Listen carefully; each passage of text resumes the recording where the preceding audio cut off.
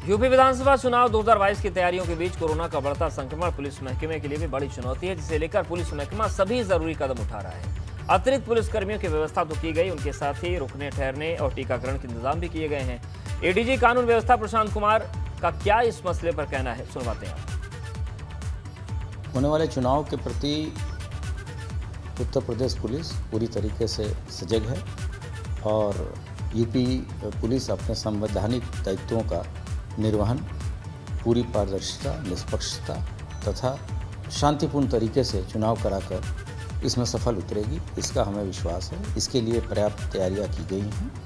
इस बार polling centres की और पोलिंग स्टेशंस की संख्या में भी वृद्धि हुई है।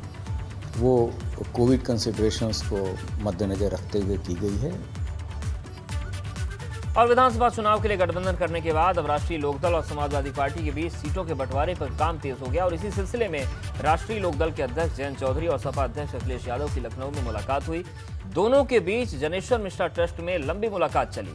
जयंत चौधरी ने कहा कि जल्दी इसकी घोषणा करेंगे। आपको बता दें कि अखिलेश यादव और जयंत चौधरी पहले ही गठबंधन का औपचारिक ऐलान कर चुके हैं, जिसके बाद सपा और राष्ट्रीय लोकदल की 2 बड़ी रैलियां भी आयोजित हो चुकी हैं, लेकिन सीट बंटवारे का ऐलान अब तक नहीं हुआ है।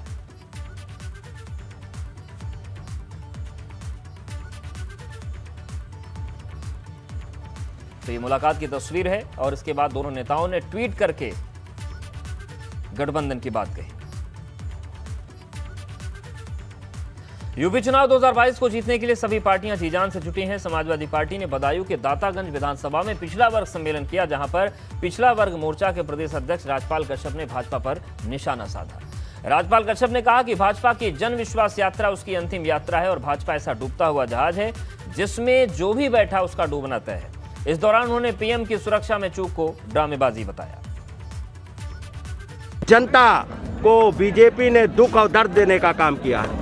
महंगाई चरम सीमा पे है, बेरोजगारी चरम सीमा पे है, कानून व्यवस्था ध्वस्त है, उत्तर प्रदेश में जंगल राज है, बाबा साहब के बनाए हुए संविधान के साथ में भी छेड़खानी की जा रही।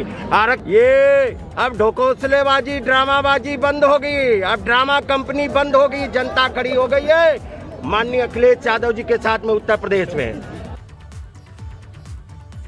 मिशन यूपी 2022 के लिए हर पार्टी अपना अपना हित साधने में लगी। अपना दल की राष्ट्रीय अध्यक्ष अनुप्रिया पटेल आज जौनपुर में एक जनसभा में पहुंची, जहां पर उन्होंने विधानसभा चुनाव में सीट बंटवारे को लेकर अहम बयान दिया।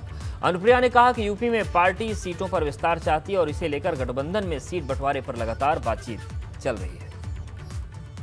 हमारी सीटों के बंटवारे पे अभी वार्ता जारी है। जब वो अंतिम स्वरूप पर पहुंचेगी तो आपको सीटों की संख्या बतानी है। पार्टी विस्तार के बारे में सोचती है, फिलहाल हमारी बातचीत जारी है।